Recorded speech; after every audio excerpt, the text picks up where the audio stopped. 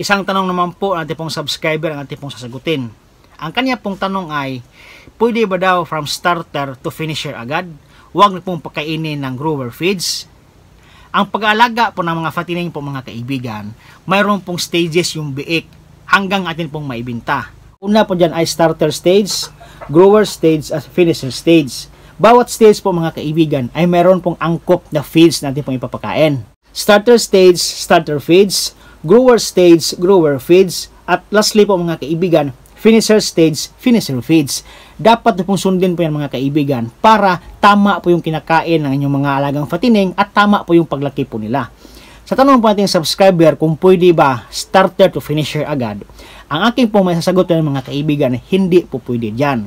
Kung gusto niyo pong hindi malugi sa pag-alaga ng mga fattening at kung gusto niyo po maabot yung ideal target weight doon po sa estimated harvest date, pagkainin niyo pong maayos yung mga alagang fatteners nyo at saka sundin niyo po yung feeding guide according po sa stage sa mga baboy nyo. Kapag starter, diretsong finisher po yan, ay hindi po gano'ng lalaki yung mga patabaing baboy nyo. Kasi po, sa grower stage ay pinifinisher nyo na agad.